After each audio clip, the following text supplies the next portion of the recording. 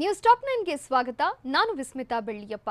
ಸಿದ್ದರಾಮಯ್ಯ ಮುಂದೆ ಅಳಲು ತೋಡಿಕೊಂಡ ಕೈ ಶಾಸಕ ಜಮೀರ್. ಇಡಿ ಟೆನ್ಷನ್ನಲ್ಲಿರುವ ಜಮೀರ್ಗೆ ಸಿದ್ದು ನೀಡಿದ ಸಲಹೆಗಳೇನು?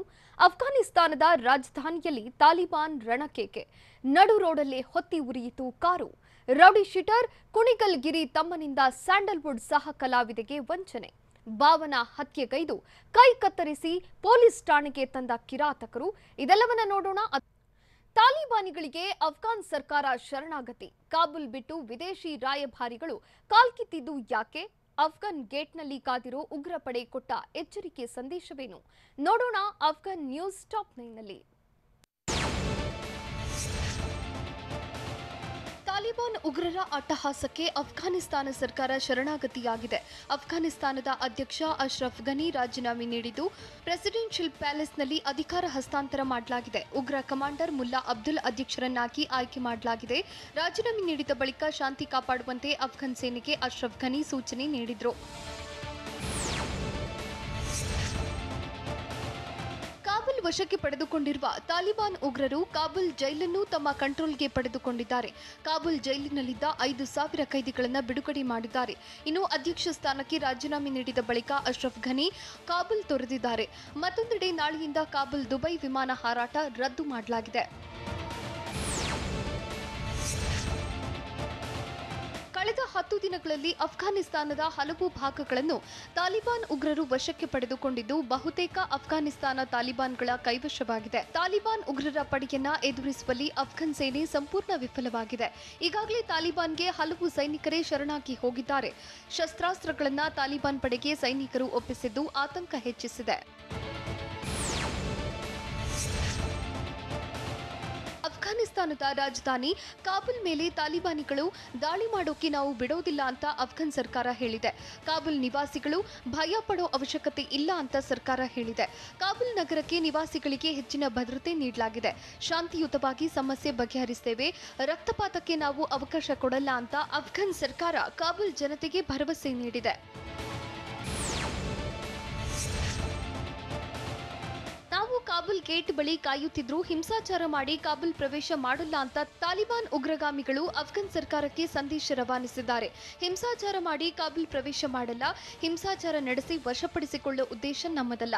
ನಾವು ಶಾಂತಿಯುತವಾಗಿಯೇ ಕಾಬೂಲ್ ಪ್ರವೇಶಿಸುತ್ತೇವೆ, ಕಾಬೂಲ್ ಶಾಂತಿಯುತವಾಗಿ ಪ್ರವೇಶಕ್ಕೆ ಅವಕಾಶ ಮಾಡಿಕೊಡಿ ಅಂತ ತಾಲಿಬಾನಿಗಳು ಅಫ್ಘಾನ್ ಸರ್ಕಾರಕ್ಕೆ ಸಂದೇಶ ರವಾನಿಸಿದೆ.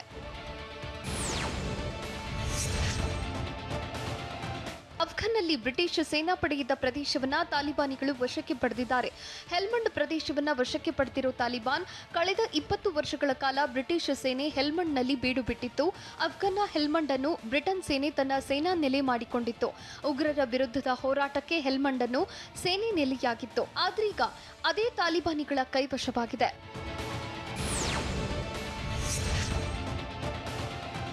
ಅಫ್ಘಾನಿಸ್ತಾನದ ರಾಜಧಾನಿ ಕಾಬೂಲ್ ವಶಕ್ಕೆ ತಾಲಿಬಾನ್ ಉಗ್ರರು ಮುಂದಾಗಿದ್ದು ಕೈವಶವಾಗುವ ಭೀತಿಯಿಂದಾಗಿ ಕಾಬೂಲ್ನಲ್ಲಿದ್ದ ವಿದೇಶಿ ರಾಯಭಾರ ಕಚೇರಿಗಳು ಒಂದೊಂದಾಗಿ ಖಾಲಿಯಾಗ್ತಿವೆ. ಭಾರತ ಸೇರಿದಂತೆ ಹಲವು ದೇಶಗಳ ಅಧಿಕಾರಿಗಳು ವಾಪಸ್ ಆಗಿದ್ದು ಇಂದು ಹಲವು ಅಧಿಕಾರಿಗಳನ್ನ ಜರ್ಮನಿ ವಾಪಸ್ ಕರೆಸಿಕೊಂಡಿದೆ.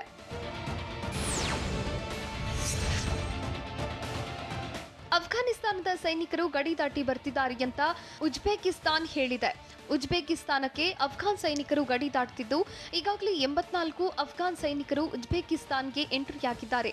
ಇನ್ನಷ್ಟು ಅಫ್ಘಾನ್ ಸೈನಿಕರು ಉಜ್ಬೇಕಿಸ್ತಾನ ಪ್ರವೇಶಿಸುವ ಸಾಧ್ಯತೆ ಇದೆ ಅಂತ ಉಜ್ಬೇಕಿಸ್ತಾನ ಸರ್ಕಾರಕ್ಕೆ ಮಾಹಿತಿ ನೀಡಿದೆ. ತಾಲಿಬಾನ್ನಿಂದ ಕಾಬೂಲ್ನಲ್ಲಿ ಹೋರಾಟ ನಡೆಸದೇ ಇರಲು ತಾಲಿಬಾನ್ ಉಗ್ರಗಾಮಿ ಸಂಘಟನೆ ನಿರ್ಧರಿಸಿದೆ ಎನ್ನಲಾಗ್ತಿದೆ. ತಾಲಿಬಾನ್ ಉಗ್ರರು ಕಾಬೂಲ್ ಗೇಟ್ನಲ್ಲಿ ನಿಂತುಕೊಳ್ಳಲು ಸೂಚನೆ ನೀಡಿದ್ದು ಇಡೀ ದೇಶ ಇಸ್ಲಾಮಿಕ್ ಎಮಿರೇಟ್ಸ್ನ ನಿಯಂತ್ರಣಕ್ಕೆ ಬಂದಿದೆ. ಕಾಬೂಲ್ ದೊಡ್ಡ ಜನದಟ್ಟಣೆಯ ಸಿಟಿಯಾಗಿದ್ದು ಫೋರ್ಸ್ ಹಾಗೂ ಯುದ್ಧದ ಮೂಲಕ ಸಿಟಿ ಪ್ರವೇಶ ಬಯಸಲ್ಲ ಅಂತ ತಾಲಿಬಾನ್ ಉಗ್ರ ಸಂಘಟನೆ ಹೇಳಿದೆ. ಇಡಿ ದಾಳಿ ಬಳಿಕ ಜಮೀರ್ ನಿವಾಸಕ್ಕೆ ಸಿದ್ದರಾಮಯ್ಯ ಭೇಟಿ. ಗುರು ಶಿಷ್ಯರ ಪ್ರತ್ಯೇಕ ಭೇಟಿಯ ಹಿಂದಿರುವ ಗುಟ್ಟೇನು? ಇಡಿ ಟೆನ್ಷನ್ನಲ್ಲಿರುವ ಜಮೀರ್ಗೆ ಸಿದ್ದು ನೀಡಿದ ಸಲಹೆಗಳೇನು? ಇದೆಲ್ಲವನ್ನ ನೋಡೋಣ. ಗುರು ಶಿಷ್ಯರ ಭೇಟಿ ನ್ಯೂಸ್ ಟಾಪ್ 9ನಲ್ಲಿ. ಮಾಜಿ ಸಿಎಂ ಸಿದ್ದರಾಮಯ್ಯ ಹಾಗೂ ಶಾಸಕ ಜಮೀರ್ ಅಹಮದ್ ಮಧ್ಯೆ ಮುನಿಸಿನ ಊಹಾಪೋಹಕ್ಕೆ ತೆರೆ ಬಿದ್ದಿದೆ. ಇಂದು ಶಾಸಕ ಜಮೀರ್ ನಿವಾಸಕ್ಕೆ ಸಿದ್ದರಾಮಯ್ಯ ಭೇಟಿ ನೀಡಿ ಮಾತುಕತೆ ನಡೆಸಿದರು. ಬೆಂಗಳೂರಿನ ಕಂಟೋನ್ಮೆಂಟ್ ನಿವಾಸಕ್ಕೆ ಭೇಟಿ ನೀಡಿ ಕೆಲ ಹೊತ್ತು ಮಾತುಕತೆ ನಡೆಸಿದರು. ಈ ವೇಳೆ ಹೆಬ್ಬಾಳ ಕಾಂಗ್ರೆಸ್ ಶಾಸಕ ಭೈರತಿ ಸುರೇಶ್ ಉಪಸ್ಥಿತರಿದ್ದರು. ಇಡಿ ದಾಳಿಯಾದ ಬಳಿಕ ಮೊದಲ ಬಾರಿಗೆ ಜಮೀರ್ ನಿವಾಸಕ್ಕೆ ಸಿದ್ದರಾಮಯ್ಯ ಭೇಟಿ ನೀಡಿದರು. ಈ ವೇಳೆ ಜಮೀರ್ ನಿವಾಸದಲ್ಲಿ ಸಿದ್ದು ಬಿಸಿ ಬಿಸಿ ಬಿರಿಯಾನಿ ಸವಿದ್ರು. ನಿನ್ನೆ ಸಂಜೆ ಸಿದ್ದರಾಮಯ್ಯ ನಿವಾಸಕ್ಕೆ ತೆರಳಿದ್ದ ಜಮೀರ್ ಮನೆಗೆ ಬರುವಂತೆ ಆಹ್ವಾನ ನೀಡಿದ್ರು. ಈ ಹಿನ್ನೆಲೆಯಲ್ಲಿ ಇಂದು ಸಿದ್ದರಾಮಯ್ಯ ಭೇಟಿ ನೀಡಿ ಚರ್ಚೆ ನಡೆಸಿದರು. ಈ ವೇಳೆ ಭೈರತಿ ಸುರೇಶ್ ಕೂಡ ಹಾಜರಿದ್ದರು. ಇನ್ನು 2 ದಿನದ ಹಿಂದೆ ಮಾಜಿ ಸಿಎಂ ಸಿದ್ದರಾಮಯ್ಯಗೆ ಶಾಸಕ ಜಮೀರ್ ಕರೆ ಮಾಡಿದ್ರು. ಹೈದರಾಬಾದ್ನಿಂದ ಕರೆ ಮಾಡಿ ಸಿದ್ದುಗೆ ಹುಟ್ಟುಹಬ್ಬದ ಶುಭಾಶಯ ತಿಳಿಸಿದ್ರು. ಈ ವೇಳೆ ಎಲ್ಲಿದ್ದೀಯಪ್ಪ ಜಮೀರ್, ಮನೆಗೆ ಬಂದು ಹೋಗು ಅಂತ ಸಿದ್ದರಾಮಯ್ಯ ಆಹ್ವಾನ ನೀಡಿದ್ರು. ಅದರಂತೆ ನಿನ್ನೆ ಸಂಜೆ ಸಿದ್ದರಾಮಯ್ಯ ನಿವಾಸಕ್ಕೆ ತೆರಳಿ ಶಾಸಕ ಜಮೀರ್ ಚರ್ಚೆ ನಡೆಸಿದ್ರು. ಇನ್ನು ಶಾಸಕ ಜಮೀರ್ ನಿವಾಸದಲ್ಲಿ ಸಿದ್ದರಾಮಯ್ಯ ಪ್ರತ್ಯೇಕ ಮಾತುಕತೆ ನಡೆಸಿದ್ರು. ಸಿದ್ದರಾಮಯ್ಯ, ಜಮೀರ್, ಭೈರತಿ ಸುರೇಶ್ ಪ್ರತ್ಯೇಕವಾಗಿ ಮಾತುಕತೆ ನಡೆಸಿದ್ರು. ಜಮೀರ್ ನಿವಾಸದ ಪ್ರತ್ಯೇಕ ಕೊಠಡಿಯಲ್ಲಿ ಸಮಾಲೋಚನೆ ನಡೆಸಿದ್ರು. ಈ ವೇಳೆ ಸಿಬ್ಬಂದಿಯನ್ನು ಕೊಠಡಿಯಿಂದ ಹೊರಕಳಿಸಿದ್ದು ನಾಯಕರ ಮಾತುಕತೆ ಭಾರೀ ಕುತೂಹಲ ಹುಟ್ಟುಹಾಕಿದೆ. ಇನ್ನು ಸಿದ್ದು ಭೇಟಿ ವೇಳೆ ಜಮೀರ್ ಅಸಮಾಧಾನ ತೋಡಿಕೊಂಡ್ರು. ಸರ್, ನಾನು ಅಸಮಾಧಾನ ಮಾಡ್ಕೊಂಡಿಲ್ಲ ಅಂತ ಜಮೀರ್ ಹೇಳಿದ್ರು. ಇದಕ್ಕೆ ಪ್ರತಿಕ್ರಿಯೆ ನೀಡಿದ ಸಿದ್ದರಾಮಯ್ಯ, ನಿನ್ನ ಬಗ್ಗೆ ನಾನು ತಪ್ಪು ತಿಳ್ಕೊಂಡಿಲ್ಲ, ನೀನು ಟೆನ್ಷನ್ ಅಲ್ಲಿ ಇರ್ತೀಯಾ ಎಂದು ಕರೆ ಮಾಡಲಿಲ್ಲ, ಅಸಮಾಧಾನ ಇಲ್ಲ ಅಂತ 3ನೇ ಬಾರಿ ಹೇಳ್ತಿದ್ದೀಯಾ ಅಂತ ಸಿದ್ದರಾಮಯ್ಯ ಜಮೀರ್ಗೆ ಹೇಳಿದ್ರು. ಇನ್ನು ನಮ್ಮ ಪಕ್ಷದವರೇ ನಮ್ಮ ಮಧ್ಯೆ ಭಿನ್ನಾಭಿಪ್ರಾಯ ಇದೆ ಅಂತಾರೆ ಸರ್ ಅಂತಲೂ ಸಿದ್ದರಾಮಯ್ಯಗೆ ಜಮೀರ್ ಹೇಳಿದ್ರು.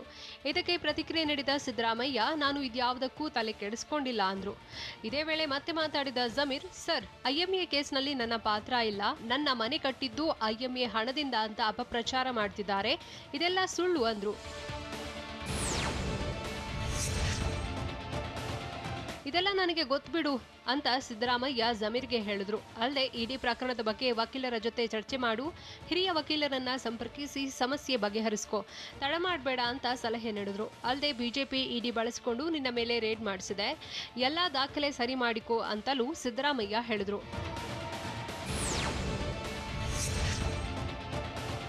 ಜಮೀರ್ ಭೇಟಿ ಬಳಿಕ ಮಾತಾಡಿದ ಸಿದ್ದರಾಮಯ್ಯ, ಜಮೀರ್ ಮನೆ ಮೇಲಿನ ಇಡಿ ದಾಳಿ ರಾಜಕೀಯ ಪ್ರೇರಿತ ಅಂದ್ರು.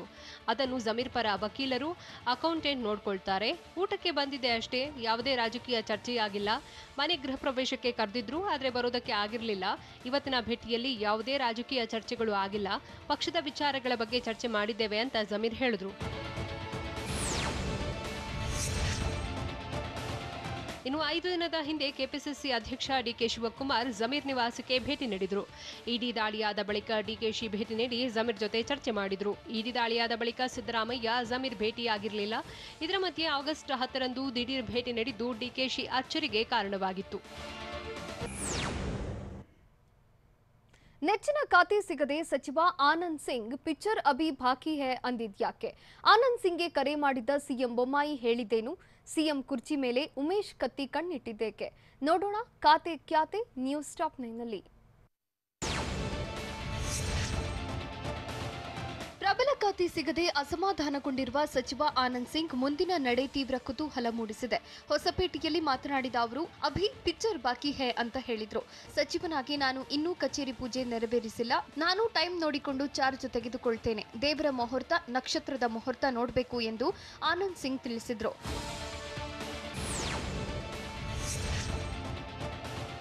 ಸಚಿವ ಆನಂದ್ ಸಿಂಗ್ ರಾಜಕೀಯ ನಡೆ ಇನ್ನೂ ನಿಗೂಢವಾಗಿದೆ. ಮತ್ತೆ ಅಡ್ಡಗೋಡೆ ಮೇಲೆ ದೀಪವಿಟ್ಟ ಆನಂದ್ ಸಿಂಗ್, ರಾಜಕೀಯದ ಬಗ್ಗೆ ಇನ್ನೂ ನನ್ನ ಬಳಿ ಏನನ್ನೂ ಕೇಳಬೇಡಿ, ನಾಳೆ ನನ್ನ ಬಳಿ ರಾಜಕೀಯದ ಬಗ್ಗೆ ಪ್ರಶ್ನೆ ಮಾಡಿ ಅಂತ ಹೇಳಿದ್ದಾರೆ. ನಾಳೆ ನಾನು ರಾಜಕೀಯ ವಿಚಾರದ ಬಗ್ಗೆ ಮಾತನಾಡ್ತೇನೆ ಎಂದು ವಿಜಯನಗರದಲ್ಲಿ ಸಚಿವ ಆನಂದ್ ಸಿಂಗ್ ಹೇಳಿದ್ದಾರೆ. ಹೀಗಾಗಿ ಆನಂದ್ ಸಿಂಗ್ ನಾಳೆ ಖಾತೆ ಕ್ಯಾತೆ ಕಹಾನಿಗೆ ಹೊಸ ಟ್ವಿಸ್ಟ್ ಕೊಡ್ತಾರಾ? ಅವರ ರಾಜಕೀಯ ನಡೆಯೇ ನಿರ್ಧಾರವಾಗುತ್ತಾ ಅನ್ನೋ ಕುತೂಹಲ ಮೂಡಿದೆ.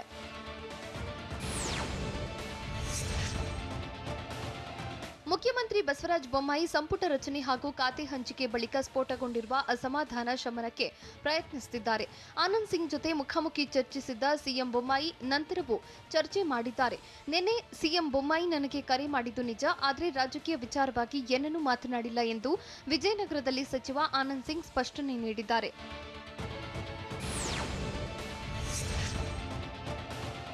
ಖಾತೆ ಹಂಚಿಕೆ ಬಳಿಕ ಅಸಮಾಧಾನಗೊಂಡಿರುವ ಸಚಿವ ಆನಂದ್ ಸಿಂಗ್ ಇಂಧನ ಖಾತೆ ಮೇಲೆ ಕಣ್ಣಿಟ್ಟಿದ್ದಾರೆ ಅಂತ ಹೇಳಲಾಗ್ತಿದೆ.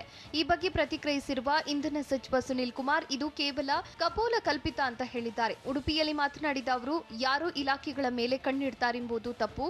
ಸಾರ್ವಜನಿಕ ಜೀವನದಲ್ಲಿ ಬೇಸರ, ಸಂತೋಷ ಸಹಜ ಎಂದು ಹೇಳಿದ್ರು. ಅಲ್ಲದೆ ಬಿಜೆಪಿಯಲ್ಲಿ ಆಂತರಿಕವಾದ ವ್ಯವಸ್ಥೆ ಎಂಬುದು ಇದ್ದು ಸಮಸ್ಯೆಯನ್ನ ಬಗೆಹರಿಸಿಕೊಳ್ಳುವ ವ್ಯವಸ್ಥೆ ಇದೆ ಅಂತ ತಿಳಿಸಿದ್ರು.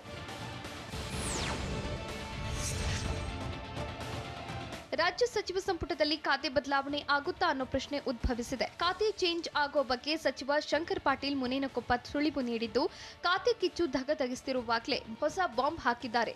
ಖಾತೆಯಲ್ಲಿ ನಾನು ಮುಂದುವರಿದ್ರೆ ಇಲಾಖೆಯ ಈಗಿನ ಸ್ಥಿತಿಯನ್ನ ಎತ್ತರಕ್ಕೆ ಕೊಂಡೊಯ್ಯುವೆ ಅಂತ ಧಾರವಾಡದಲ್ಲಿ ಸಚಿವ ಶಂಕರ್ ಪಾಟೀಲ್ ಮುನೇನಕೊಪ್ಪ ಹೇಳಿದ್ದಾರೆ.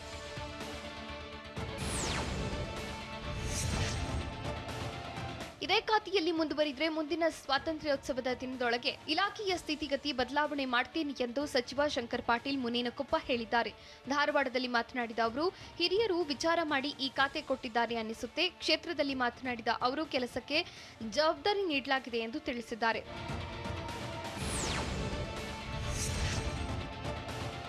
ರಾಜ್ಯ ಬಿಜೆಪಿಯಲ್ಲಿ ಖಾತೆ ಖ್ಯಾತಿಯಿಂದ ಶುರುವಾಗಿರೋ ಅಸಮಾಧಾನ ಇನ್ನೂ ಶಮನವಾಗಿಲ್ಲ. ಈ ಮಧ್ಯೆ ಸಚಿವ ಉಮೇಶ್ ಕತ್ತಿ ಸ್ಫೋಟಕ ಹೇಳಿಕೆ ನೀಡಿದ್ದು, ಬರುವ ದಿನಗಳಲ್ಲಿ ನಾನು ಕೂಡ ಮುಖ್ಯಮಂತ್ರಿ ಆಗಬಹುದು, ಇದೇ ಅವಧಿಯಲ್ಲೇ ಸಿಎಂ ಆಗ್ತೀನಿ ಎಂದು ಹೊಸ ಬಾಂಬ್ ಸಿಡಿಸಿದ್ದಾರೆ. ಬಾಗಲಕೋಟೆಯಲ್ಲಿ ಮಾತನಾಡಿದ ಅವರು, ಜೀವಂತ ಇದ್ರೆ ಇದೇ ಅವಧಿಯಲ್ಲಿ, ಸತ್ರೆ ಮುಂದಿನ ಅವಧಿಯಲ್ಲಿ ಸಿಎಂ ಆಗೋದಾಗಿ ಹೇಳಿದ್ರು. ಸತ್ರೆ ನನ್ನ ಕಡೆಯಿಂದ ಏನು ಮಾಡೋಕೆ ಆಗಲ್ಲವೆಂದು ನಗುನಗುತ್ತಲೇ ಸಿಎಂ ಆಗೋ ಆಸೆಯನ್ನ ತೆರೆದಿಟ್ರು.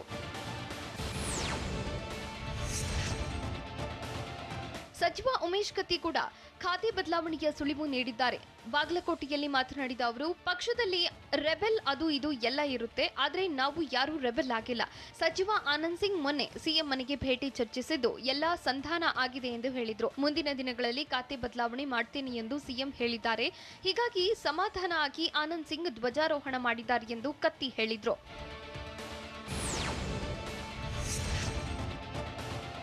ಉಪಮುಖ್ಯಮಂತ್ರಿ ಸ್ಥಾನ ಸಿಗದೇ ಇರುವುದಕ್ಕೆ ಸಚಿವ ಶ್ರೀರಾಮುಲು ಮುನಿಸಿಕೊಂಡಿದ್ದಾರೆ ಅಂತ ಹೇಳಲಾಗ್ತಿದೆ. ಆದರೆ ಖಾತೆ ಬಗ್ಗೆ ನನಗೆ ಯಾವುದೇ ರೀತಿಯ ಅಸಮಾಧಾನ ಇಲ್ಲ ಅಂತ ಸಚಿವ ಶ್ರೀರಾಮುಲು ಹೇಳಿದ್ದಾರೆ. ಚಿತ್ರದುರ್ಗದಲ್ಲಿ ಮಾತನಾಡಿದ ಅವರು, ಅಧಿಕಾರ ಕಳೆದುಕೊಂಡವರು ಹಗಲುಗನಸು ಕಾಣುತ್ತಿದ್ದಾರೆ. ನಮ್ಮ ಸರ್ಕಾರ ಬರುತ್ತೆ ಎಂದು ಅವರು ಭಾವಿಸುತ್ತಿದ್ದಾರೆ ಅಂತ ಪರೋಕ್ಷವಾಗಿ ಮಾಜಿ ಸಿಎಂ ಸಿದ್ದರಾಮಯ್ಯ ವಿರುದ್ಧ ಕಿಡಿಕಾರಿದ್ರು. ವಿರೋಧಿಗಳಿಗೆ ಸಿಎಂ ಬಸವರಾಜ ಬೊಮ್ಮಾಯಿ ಟಕ್ಕರ್ ಕೊಟ್ಟಿದ್ದು ಹೇಗೆ? ಥೇಟ್ ಸಿಎಂರಂತೆಯೇ ಭಾಷಣ ಮಾಡಿದ್ರ ಕೆಪಿಸಿಸಿ ಅಧ್ಯಕ್ಷ ಡಿಕೆಶಿ? ಸೋನಿಯಾ ಗಾಂಧಿಯನ್ನ ಹುತಾತ್ಮ ಅಂತ ಹೇಳಿ ಎಡವಟ್ಟು ಮಾಡಿದ್ಯಾರು? ನೋಡೋಣ ಬೆಂಗಳೂರು ನ್ಯೂಸ್ ಟಾಪ್ 9ನಲ್ಲಿ.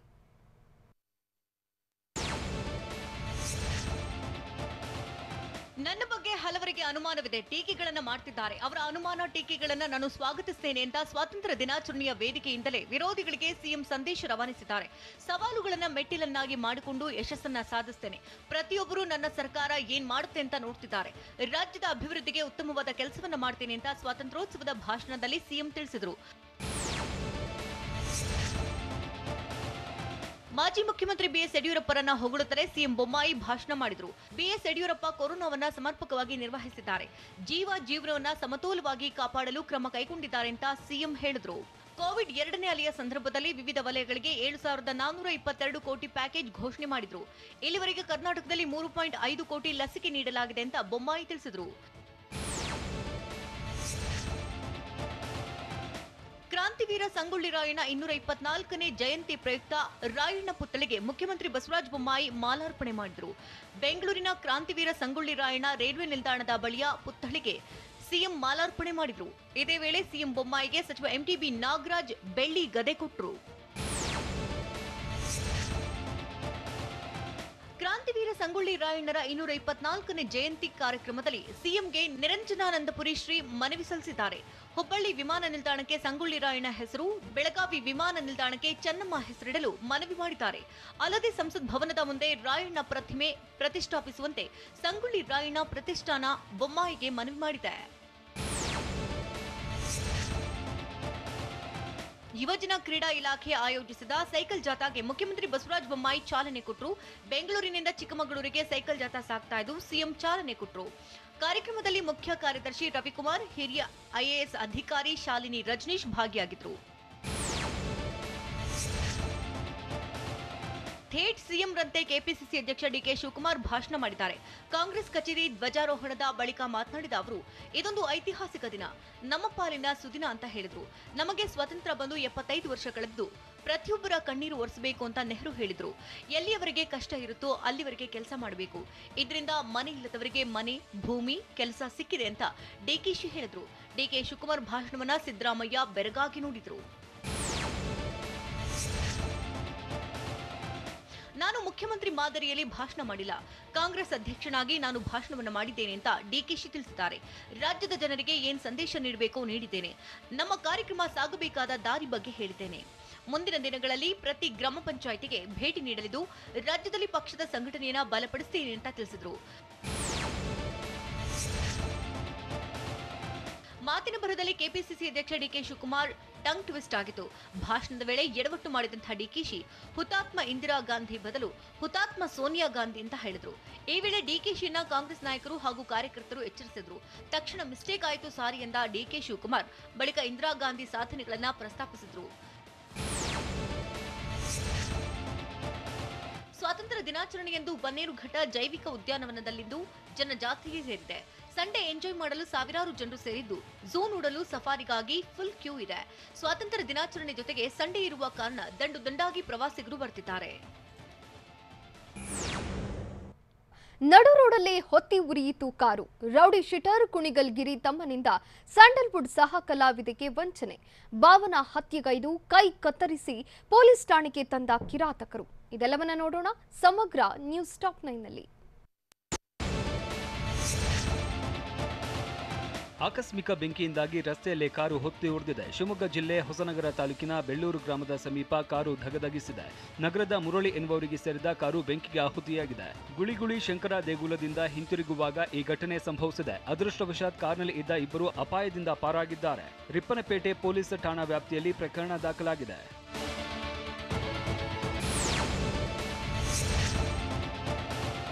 ಪ್ರೀತಿ ಹೆಸರಲ್ಲಿ ಸ್ಯಾಂಡಲ್ವುಡ್ ಸಹ ಕಲಾವಿದೆಗೆ ರೌಡಿ ಶೀಟರ್ ಕುಣಿಗಲ್ಗಿರಿ ತಮ್ಮ ಹರೀಶ್ ವಂಚಿಸಿ ಜೂಟಾಗಿದ್ದಾನೆ. ಸಹ ಕಲಾವಿದೆ ಬಳಿಯಿದ್ದ ಹಣ ಹಾಗೂ ಚಿನ್ನಾಭರಣ ಪಡೆದು ಆರೋಪಿ ಹರೀಶ್ ಎಸ್ಕೇಪ್ ಆಗಿದ್ದಾನೆ. ಬೆಂಗಳೂರಿನ ರಾಜಗೋಪಾಲ ನಗರ ಯುವತಿಗೆ ನಿನ್ನನ್ನೇ ವಿವಾಹ ಆಗ್ತೀನಿ ಅಂತ ತಾಳಿಯನ್ನ ಕಟ್ಟಿದ್ದಾನಂತೆ. ನಂತರ ಯುವತಿ ಬಳಿಯಿದ್ದ 180 ಗ್ರಾಂ ಚಿನ್ನಾಭರಣ, 2.5 ಲಕ್ಷ ರೂಪಾಯಿ ಹಣ ಪಡೆದು ಹರೀಶ್ ಎಸ್ಕೇಪ್ ಆಗಿದ್ದಾನೆ. ಆರೋಪಿ ಹರೀಶ್ ನನ್ನ ಸಂಪರ್ಕಿಸಿದ್ರೆ ಕೇಸ್ ವಾಪಸ್ ಪಡೆದಿದ್ರೆ ಕೊಲೆ ಮಾಡೋದಾಗಿ ಬೆದರಿಕೆ ಹಾಕಿದ್ದಾನಂತೆ. ಇತ್ತ ಜೈಲಿನಿಂದ ಕುಣಿಗಲ್ಗಿರಿ ಕರೆ ಮಾಡಿ ಬೆದರಿಕೆ ಹಾಕಿದ್ದಾನಂತೆ. ರಾಜಗೋಪಾಲ ನಗರ ಪೊಲೀಸ್ ಠಾಣೆಯಲ್ಲಿ ಕೇಸ್ ದಾಖಲಾಗಿದೆ.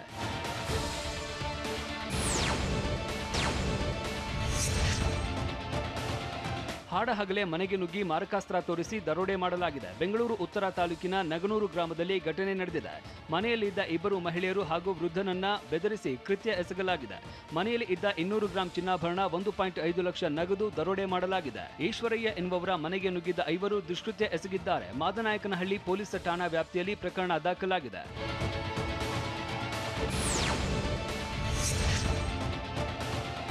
ಬೆಂಗಳೂರಿನಲ್ಲಿ ವೀಲಿಂಗ್ ವೀರರಿಗೆ ಬಿಸಿ ಮುಟ್ಟಿಸಲಾಗಿದೆ. ವೀಲಿಂಗ್ ಮಾಡ್ತಾ ಇದ್ದ ಐವರು ಯುವಕರನ್ನ ಖಾಕಿ ಪಡೆ ಬಂಧಿಸಿದೆ. ಹೆಬ್ಬಾಳ ಸಂಚಾರಿ ಠಾಣೆ ಪೊಲೀಸರು ಐವರು ಪುಂಡರನ್ನ ಲಾಕ್ ಮಾಡಿದ್ದಾರೆ. ಆರೋಪಿಗಳಾದ ಸೈಯದ್ ಶೋಯಬ್, ಮುಬಾರಕ್, ಲೋಹಿತ್, ದಿನೇಶ್, ವಿಶಾಲ್ನನ್ನ ಬಂಧಿಸಲಾಗಿದೆ. ಕೊಡಿಗೆಹಳ್ಳಿಯಿಂದ ಬ್ಯಾಟರಾಯನಪುರದವರೆಗೆ ವೀಲಿಂಗ್ ಮಾಡ್ತಾ ಇದ್ರು. ಐವರನ್ನ ಬಂಧಿಸಿ ವೀಲಿಂಗಿಗೆ ಬಳಸ್ತಾ ಇದ್ದ ವಾಹನಗಳನ್ನ ಜಪ್ತಿ ಮಾಡಲಾಗಿದೆ.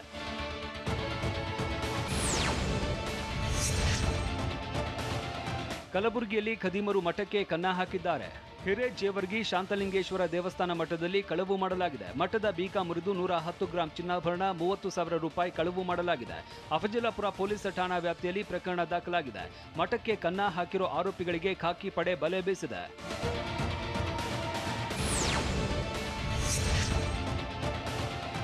ಬೆಂಗಳೂರಲ್ಲಿ ಅಕ್ರಮ ವಲಸಿಗರದ್ದು ಭಾರಿ ಸಮಸ್ಯೆಗಳಿದೆ ಅಂತ ಚಿಕ್ಕಮಗಳೂರಿನಲ್ಲಿ ಗೃಹ ಸಚಿವ ಆರಗ ಜ್ಞಾನೇಂದ್ರ ಹೇಳಿದ್ದಾರೆ. ವಲಸಿಗರು ಬೇಕಂತಲೇ ಸಣ್ಣ ಪುಟ್ಟ ಕೇಸ್ ಹಾಕಿಸಿಕೊಳ್ತಾರೆ. ಪ್ರಕರಣ ಮುಗಿಯುವವರೆಗೂ ಹೊರಗೆ ಹೋಗುವ ಹಾಗಿಲ್ಲ. ಬೆಂಗಳೂರಲ್ಲಿ ಅಕ್ರಮವಾಗಿ ನೆಲೆಸೋದಕ್ಕೆ ಪ್ರಯತ್ನ ಆಗ್ತಾ ಇದೆ.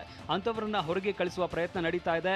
ವೀಸಾ ಅವಧಿ ಮುಗಿದ ವಿದೇಶಿ ಪ್ರಜೆಗಳನ್ನ ಬಂಧಿಸಬೇಕು. ಅಕ್ರಮವಾಗಿ ನೆಲೆಸಿರುವವರನ್ನ ಬಂಧಿಸಿ ಹೊರಹಾಕಬೇಕು. ಬೆಂಗಳೂರಲ್ಲಿ ಅಕ್ರಮ ವಲಸಿಗರ ದೊಡ್ಡ ಸಮಸ್ಯೆ ಇದೆ ಅಂತ ಚಿಕ್ಕಮಗಳೂರಿನಲ್ಲಿ ಗೃಹ ಸಚಿವ ಆರಗ ಜ್ಞಾನೇಂದ್ರ ಹೇಳಿದರು.